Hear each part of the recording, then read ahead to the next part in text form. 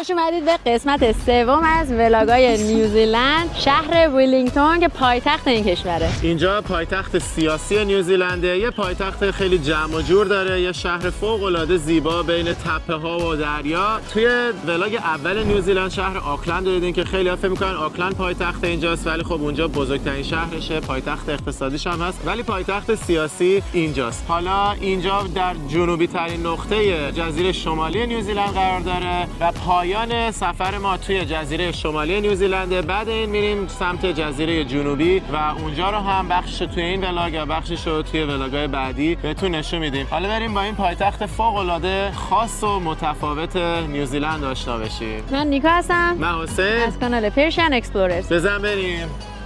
خوش اومدید به نیوزیلند، سرزمین ارباب حلقه ها. منی که این همه جای مختلف رفتم، بازم به نظرم اینجا خیلی منحصر به فرد بوده. بچه پارو خوب نخونه منو گاز گرفتی یا؟ شبیه کندوی عسل درستش کردن و یکی از خاص‌ترین معماری‌های ساختمان‌های دولتی دنیا رو داره. اینم از وعده و وعیدهای پرشین اکسپلورر. خیلی جالبه، یا وسط پارلمان پاشدن دارن رقص و بوکا رو میرن. کلابه ولی خیلی شبیه کلاب نیست برای من.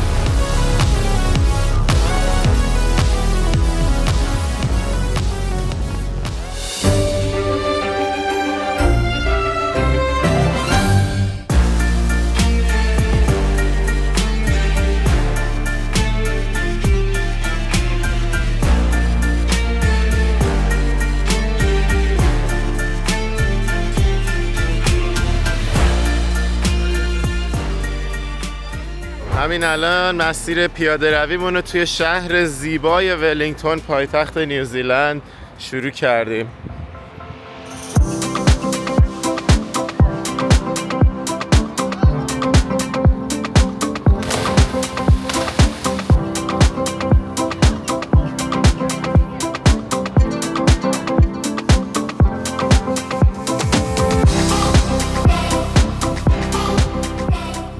اومدیم صبحمون رو با یه قهوه شروع کنیم و اول از همه اومدیم کنار این ریور واک ولینگتون قدم بزنیم.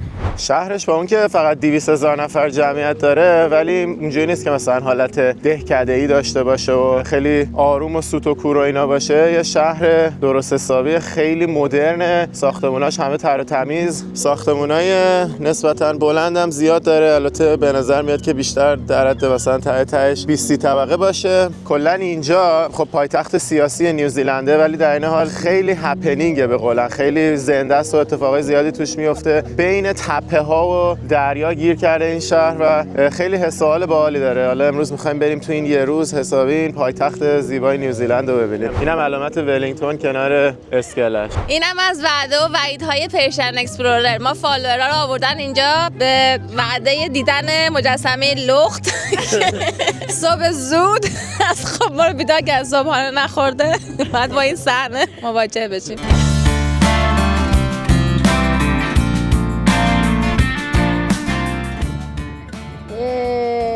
ما با عنوان آیا ولینگتون هستیم. راجع به این مجسمه لخته یه سرچ سریع کردم. این کلا هدفش اینه که گذاشتنش اونجا که یکم آدما رو دعوت به آرامش کنه. وسط این زندگی شهری و شلوغ پلوغ اومده خم شده جلوی آب، خودش رو از محیط جدا کرده و یه جوری داره میره سمت موجای آب و مثلا میره در درون خودش رو داره دعوت میکنه، انگار که آقا یه لحظه شل کن، بیا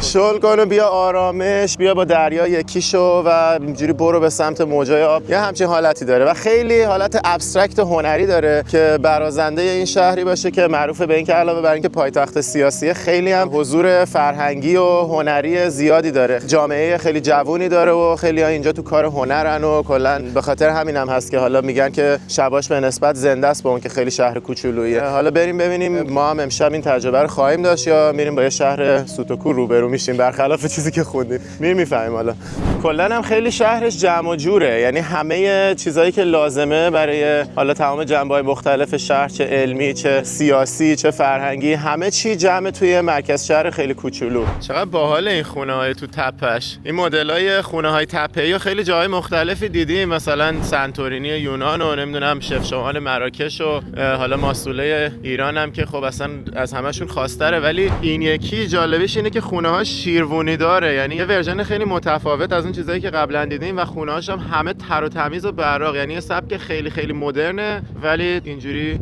خونه‌ای که تو تپه رفته بالا. این مدلش رو من ندیده بودم.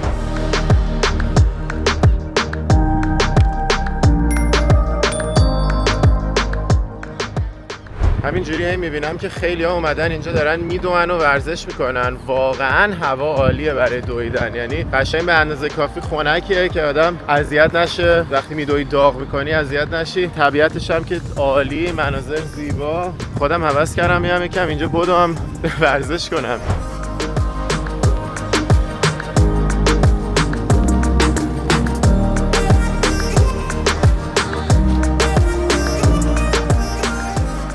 خیلی جالبه. چیزی که واقعا اینجا نظرمو جلب میکنه این که چقدر ساختمونا همه مدرن و تر و تمیزه. یعنی از یه طرف مثلا آدمو یه جورایی یاد شهرهای سوئیسی میندازه، روستاهای سوئیس که مثلا تو تپه میسازنشون و نمیدونم دهکده بچهای کوههای آلپ که اخیراً رفته بودیم پارسال، ولی اصلا سبک خونه‌هاش همه مدرنه. یعنی اون خونه‌های سنتی و قدیمی و خیلی کمتر داره. واقعا برام جالبه. یعنی کلا این شهرهای نیوزیلند، حالا آکلند هم که بودیم همینو گفتم، یه سبک معماری داره که من هیچ جای دنیا ندیدم. چون در حین اینکه یه چیزایش تو رو یاد جنبه‌های مختلفی از شهرهای اروپایی، آمریکایی و غیره میندازه، انقدر همه چی تازه ساز و مدرن و ایناست که دور میشه از اون حالتی که انتظار داری و انگار یه سبک جدیدی رو داره ارائه میده.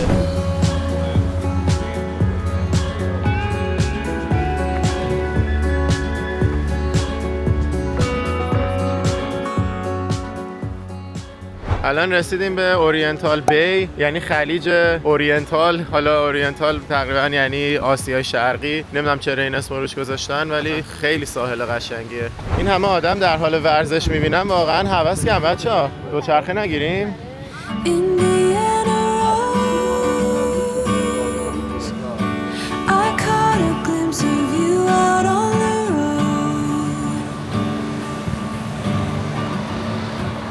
اینجا رو ببینین، خداییش یکی از زیباترین مجموعه ساختمون و تپه‌ایه که من تا حالا دیدم. درختای رنگی رنگی، سبز و قرمز و زرد. از اون طرف خونه‌های فوق‌العاده زیبا، مدرن، اصلا برق میزنه خونه‌هاش از تمیزی و زیبایی. و اصلا تپه‌اش سبز رفته تا بالا، همینجوری بالاش دوباره خونه می‌بینی. اصلا واقعا من دارم کیف می‌کنم این ساخت و ساز و طبیعت این شهر رو در کنار هم می‌بینم.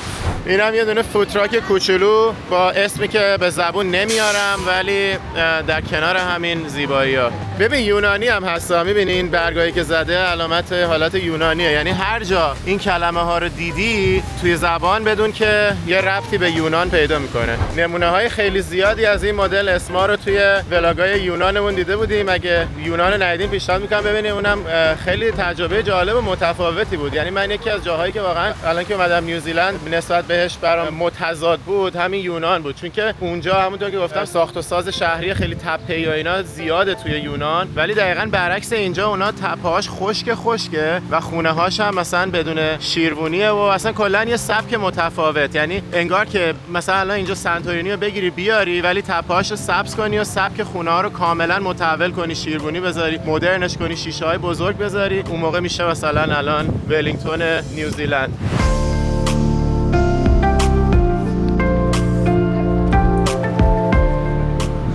ما داریم توی مسیر با بچه‌ها بحث می‌کنیم که این سبک ساخت و ساز مدرن آمیخته شده با همچین طبیعتی و تا حالا جایی دیدن یا نه. چون من احساس می‌کنم برام خیلی تازگی داشت ولی بچه‌ها نظرشون این بود که یه سری جاها همچین چیزی دیدن. حالا می‌خوام ببینم نوید نظرش چیه. با تشکر.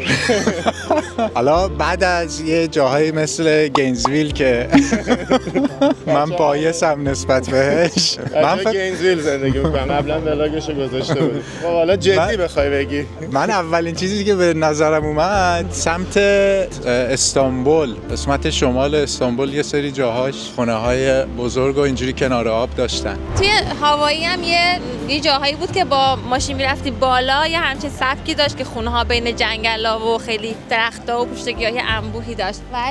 ولی همینقدر مدرن و آمیخته شده با طبیعت تپه‌ای سرسبز یا نه 100% که خب اینجا مدرنیتش بهتره، خونه‌هاش تازه‌تره و نوتر تازه. ولی نه خدایش که خیلی قشنگه. خودم سوئیس هم میذاره نداره از این خونه ها. اتفاقا داشتم میگفتم از یه لحاظه آدمو یاد سوئیس میندازه، ولی سوئیس همه خونه‌های خیلی چوبیه، بعد مثلا سبکش خیلی سنتیه، مثلا حالت شله داره، شله یا شاتو، شله. آره، ولی اینجا اصلا کلا انگار همونو گرفتی ولی یه نظم و مدرنیته متفاوتی بهش دادی. واسه همین انقدر برام جالب بوده اینجا. حالا نمیدونم، آره حالا اگه خوب بگردی یه چیزایی تا حدی شبیهش میتونی پیدا کنی، ولی منی که این همه جای مختلف رفتم بازم به نظرم اینجا خیلی منحصر به فرد بوده، یعنی یه ویژگیایی داره که متمایزش میکنه از همه جایی که تا حالا دیدم. ولی درختاشونو واقعا من جایی ندیده بودم فکر کنم که اینجوری برگا بره این بالا. درختش مصنوعیه بابا. وای نگاه چقدر جالبه.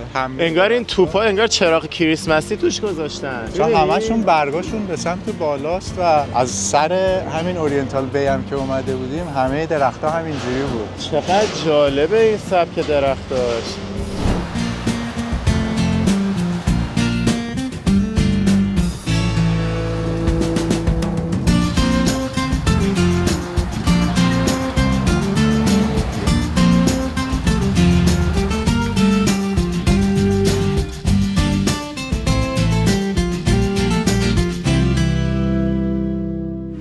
اومدیم توی شلوغ‌ترین قسمت مرکز شهر، خیابون لمتنکیه. چقدر شلوغی و زندگی داره اینجا واقعا. قبل از اینکه بیایم ولینگتون اصلا انتظار نداشتم با یه همچین شهر زنده و باحالی روبرو بشم و تازه امروز دارم با واقعیت این شهر آشنا میشم. حالا اومدیم اینجا که بریم سوار تلکابینش بشیم و بریم از بالا منظره شهر رو ببینیم. ایستگاه تلکابینش هم قشنگ وسط مرکز شهر زنده و باحال این شهر. نه امروز هم پنجشنبه است، روز کاریه، ولی با این حال انقدر همه توی خیابونا هستن و رفت آمد زیاده.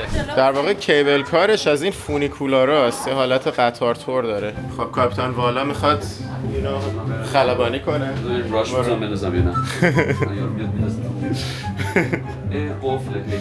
ای بابا ازنام داره که گوشه رو ببینه. چیکار میکنی؟ وایسادی فیلم بگیریم؟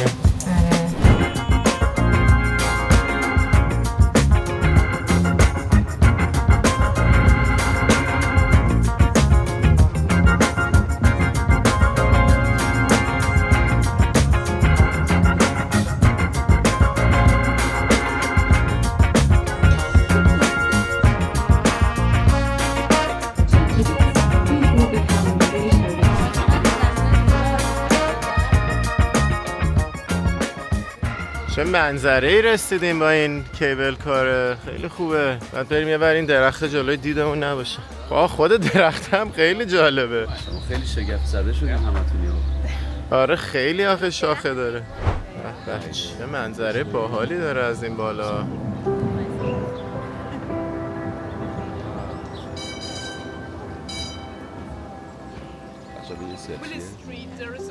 حالا داریم میریم وارد بوتانیکال گاردنش بشیم که در واقع جاذبه اصلی این بالا علاوه بر منظره زیبایی که داره این باغ بوتانیکیه که درست کردن برای اینکه بیای از طبیعت لذت ببری.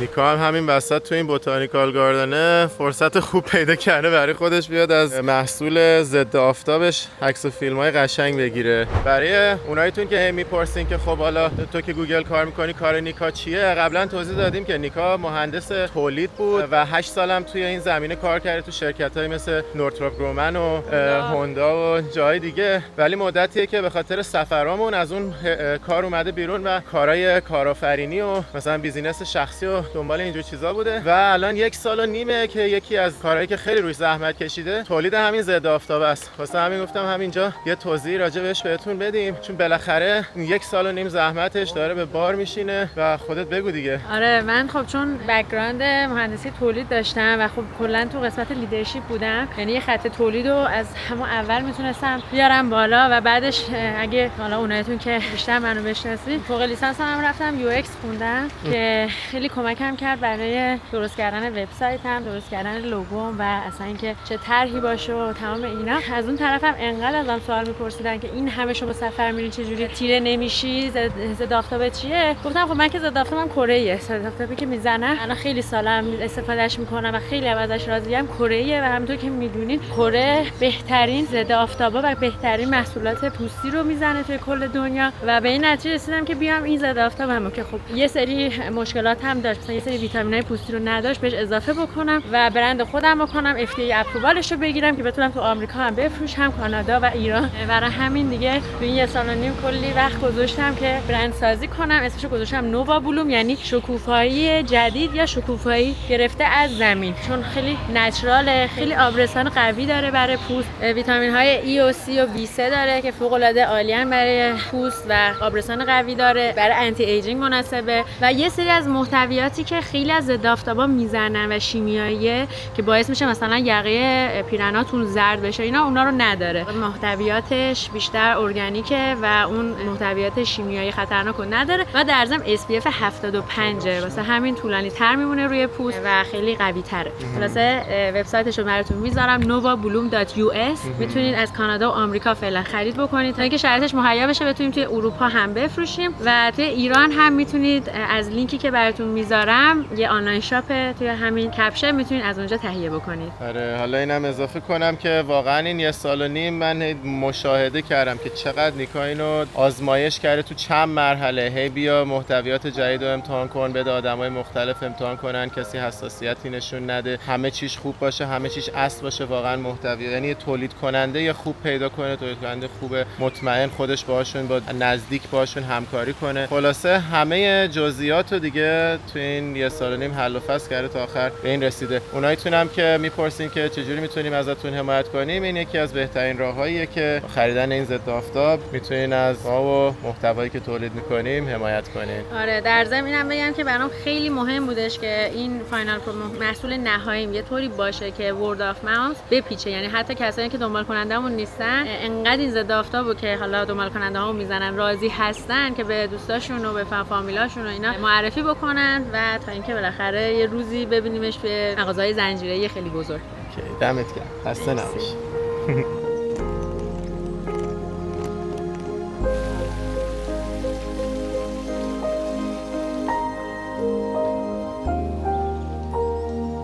اومدیم اینجا نشستیم توی این رستوران روزگاردنه، خیلی فضاشو خوشمون اومد. اون رستورانشه و دقیقاً بغل این روزموزاییم.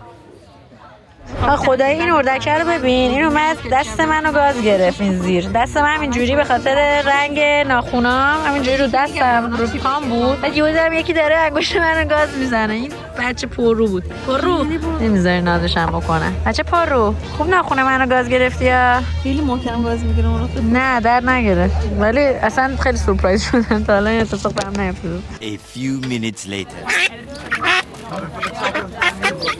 چه دعواشون شده اردک. نه جداشون نکن بابا، باحاله. چی باحاله؟ هم دیگه قانون داره.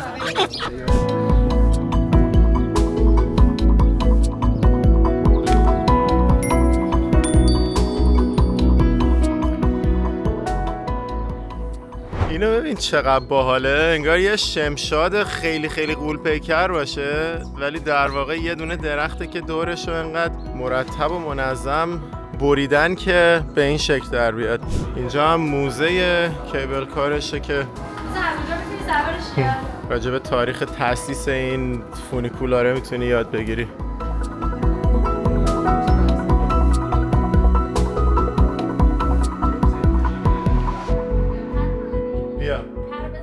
اینجا همینجوری راجع به تاریخش توضیح داده. اینجا دارن با جره ثقیل بناش میکنن که دیگه از حوصله ما خارجه.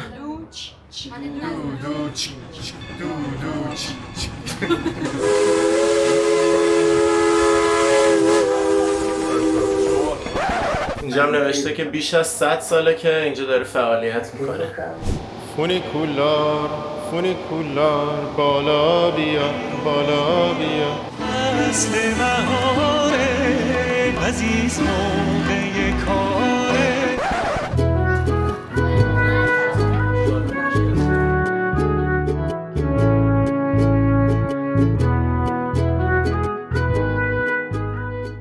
برگشتیم پایین، دوباره داریم توی این خیابون لمپتون کی قدم میزنیم، مرکز شهر پر انرژی ولینگتون.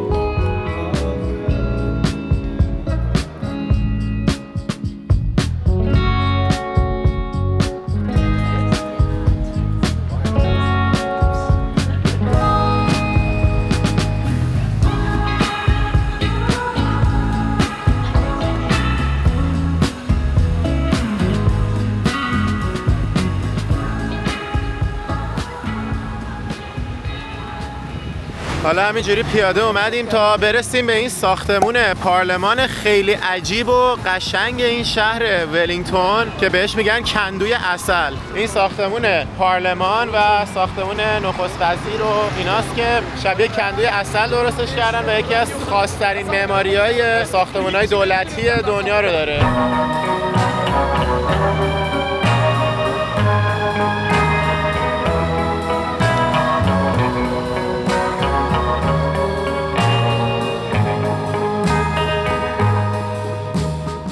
اومدیم داخلش رو هم یه چرخی بزنیم. این قسمتش رو ویزیتورها، توریستا مثل ما میتونن بیان ببینن. این معماری داخلش خیلی جالب و معروفه. یه سری تورای روزانه هم هست که میتونی از قبل رزرو کنی بیای یک جاهای بیشتریشو ببینی، ولی دیگه ما چون از قبل رزرو نکردیم که همین قسمت باحال اینجاشو میتونیم ببینیم. اینجا میبینیم که یه سوغاتی فروشی هم داره همینجا با یه دونه رستوران برای اونایی که میان به اینجا سر بزنن و این طرفش میتونیم راجع به تاریخ سیاسی و تاریخ این پارلمان بیشتر یاد بگیریم. همونطور که تو ویدیوی آکلند و تو ویدیوی قبلی گفتم، تاریخ سیاسی نیوزیلند خیلی پیچیده بوده، به خاطر همین که مثلا مائوریا، بومیا اینجا بودن و بعد انگلیسی‌ها میان و با هم دیگه یه قراردادی میبندن بین حکومت یا مونارکی انگلیس، پادشاهی انگلیس و مائوریای نیوزیلند که دو تا استنباط مختلف از این قرارداد میشه و همین باعث کلی اختلاف و جنگ توی سالا میشه و همین اختلافات خب طبعا توی تاریخ سیاسی و تاریخ این پارلمان هم موثر بوده و اینجا میتونیم بیشتر راجع بهش یاد بگیریم. اینجا کل تاریخ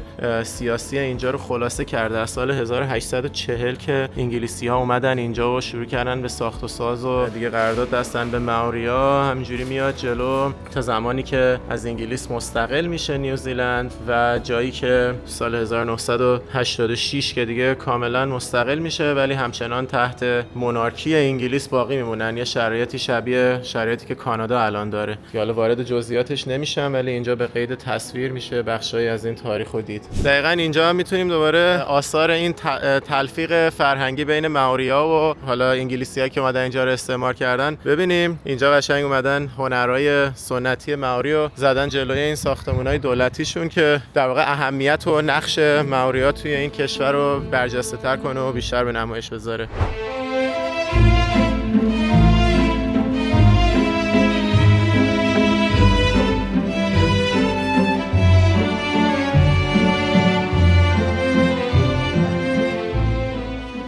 اینجا الان جلوی این ساختمون مجسمه جان بالانس رو گذاشته که یه زمان نخست وزیر نیوزیلند بوده سال 1891 تا 93 میلادی. دلیل اینکه انقدر براشون مهمه اینه که نقش خیلی زیادی داشته توی رشد نیوزیلند به عنوان یکی از تولید کننده های کشاورزی خیلی بزرگ دنیا، تولید کننده های محصولات کشاورزی. حالا راجع به این پارلمان یه چیز جالبی که یادم اومد و خواستم باهاتون به اشتراک بذارم. چند وقت پیش سر اختلافاتی توی پارلمان بین مائوریا و غیر مائوریا یکیشون بلند شد یه سری نامه رو پاره کرد و شروع کرد این رقص و آواز هوکای مائوریا رو اجرا کردن و همه اعضای مائوری پارلمان بهش ملحق شدن و با هم دیگه این رقص اجرا کردن. حالا جزئیات اون اختلافات من نمیدونم ولی خیلی وایرال شد این قضیه، این فیلمی که این داشت میرقصید. واسه همین اینجا براتون میذارم ببینین، خیلی جالبه. یا وسط پارلمان پاشدن دارن رقص هوکا رو میرن. همون رقصیه که حالا تو ولاگ قبلی هم دیدین توی شهر روتوروا که اکثرا مائوری بودن برامون اجرا کردن و این خیلی رقص معروفیه. حتی توی راگبی هم اجرا میکنن. مثلا خیلی وقتا قبل از اینکه برن یه مسابقه ورزشی بدن، نیوزیلندیا حتی اونایشون که مائوری هم نیستن همه با هم هماهنگین رقص هوکا رو اجرا میکنن، چون برای مثلا ورود به جنگ، مثلا برای مبارزه است، برای گرفتن حق و حقوق و حتی قبل بازی ورزشی هم برای ترسوندن حریف اینو اجرا میکنن. حالا هم اجرای داخل پارلمانش رو با هم ببینیم، همونی که برای راگبی، یکی از اونایی که برای راگبی اجرا کردن رو ببینیم.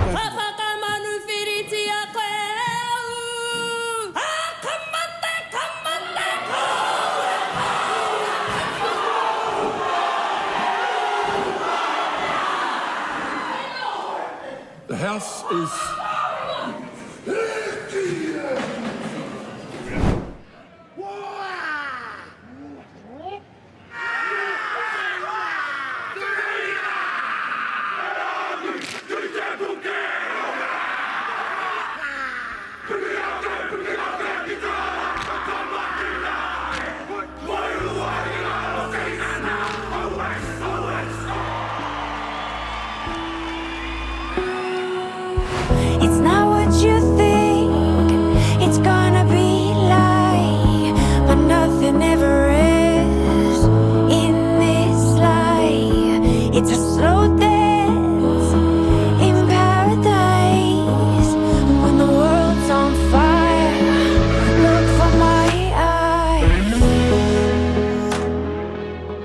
اینجا رو چه وایبی داره این یکی، کلاه بابا نوئل گذاشته دختره، خیلی نزدیکیم الان به کریسمس، ایام ملکوتی این قسمت از دنیا و خیلی اکثر جای دنیا.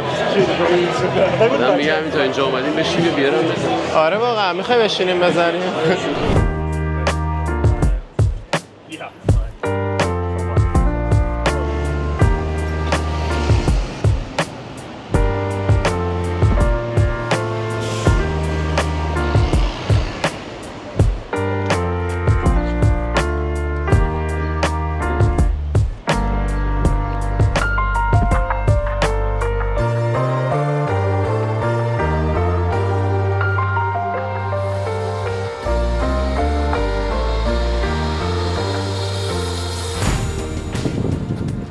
اینجا عکسای کیوی زدن این بغلا.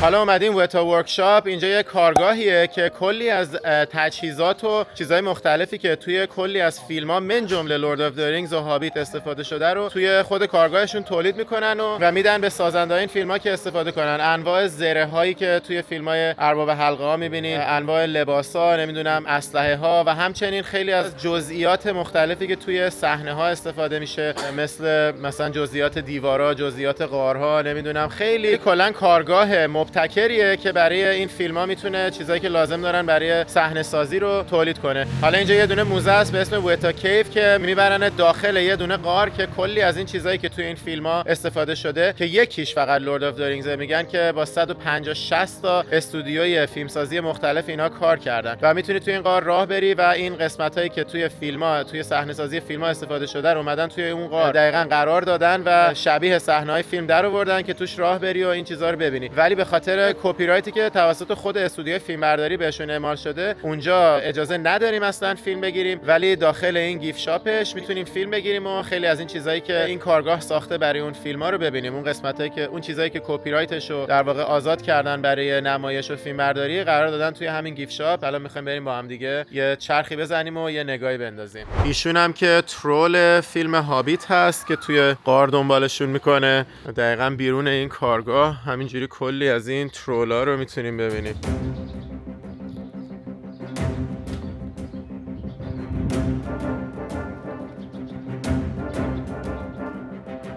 بلم کن. چیکار داری با زن من؟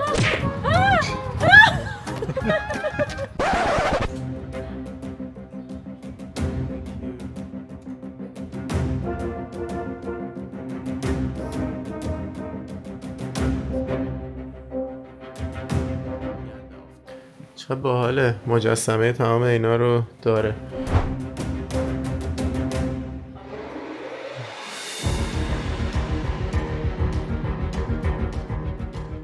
همه زره هایی هست که همین وتا ورکشاپ درست کرده بوده واسه بازیگرای خود فیلم که بپوشن و توی این جنگاش استفاده کنن. اینجا لباسای اوروک های، اینجا لباسای این اورکاس، موریا اورک، قیافشون این شکلیه. کاش که فقط این نوره توی شیشه‌اش نیفتاده بود. اینجا هم اورک آف موردور، اورکای مختلف فیلم. این زره هایی بوده که این استودیو براشون درست میکرده. اینم الوین آرمور مال این الوینا بوده.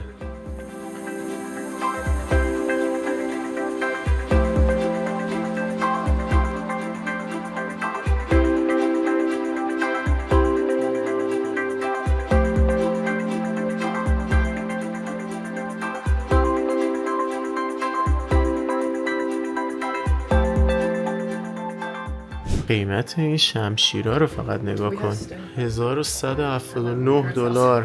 ولی خب شمشیرهای اوریجینالیه که توی خود فیلم استفاده شده، واسه همین انقدر گرونه. آره. The Almighty Sauron.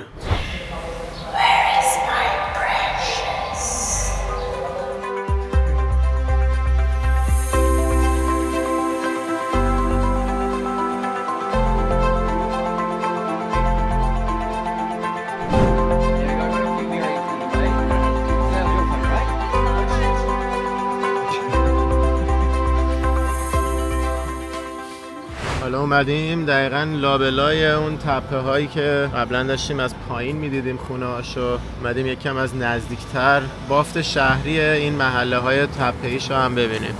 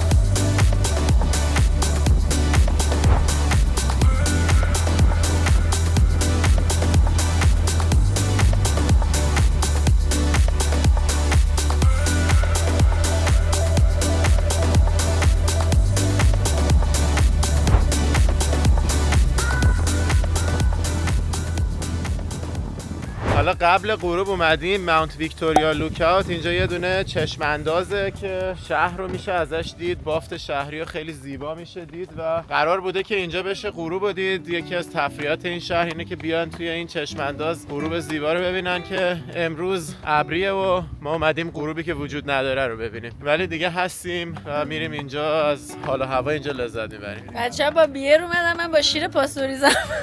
آره هتلمون شیر میداد، شیر برداشتیم و اومدیم. بچه نگاه اینا بیر خورا، آبجو خورا. چه هوا عالیه. پروانه سیستمش رو آورد، الان داره EDM گوش میکنه، حال میکنه.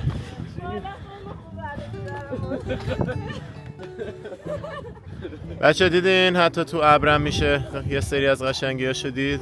حیف بود ولی خیلی میتونست رنگاش خیلی پررنگتر و قشنگتر باشه.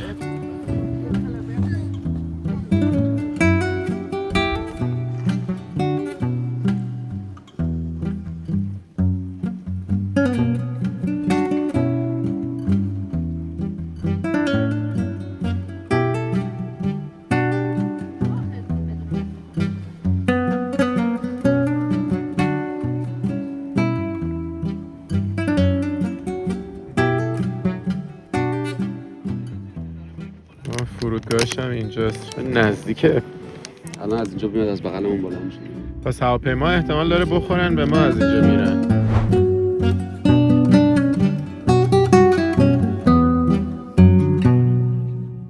ببین وسط یکی از شلوغ‌ترین خیابوناشون چی گذاشتن؟ یا آب پر میشه، آب میپاچه، ببین تا اینجا خیس میشه، یا داری رد میشی خیس خالی میشی. ببینیم یه هنرنمایی میکنه دوباره.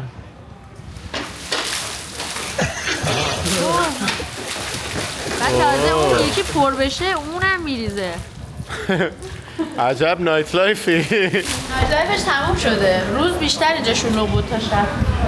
شاید هنوز نرسیدیم به اصلش. بذار از این دوستای اینور بپرسیم ببینیم نایت لایفش رو باید کجا بریم ببینیم.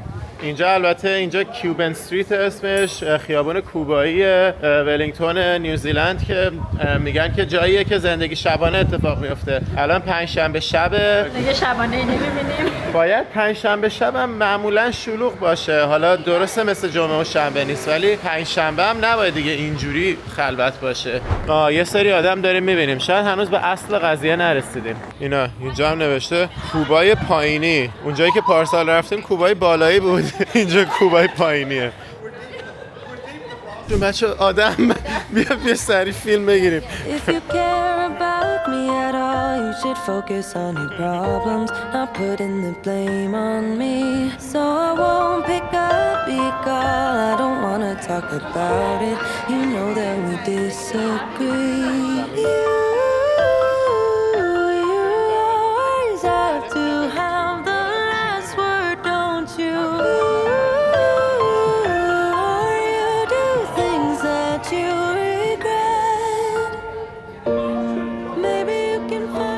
اینجا هم الان کلاب Dirty Little Secrets، اسرار کثیف کوچولو که ملت داخلش دارن چه میدونم معاشرت میکنن. کلابه ولی خیلی شبیه کلاب نیست برای من، ولی خب یکی از جاهای معروف زندگی شبانه این شهره. خب یکی از سیکرتایی که اینجا میبینیم بیرونش دو دخترن که دارن شیطونی میکنن و این لب میگیرن. دیگه ما این سیکرتشون رو اینجا به شما لو دادیم.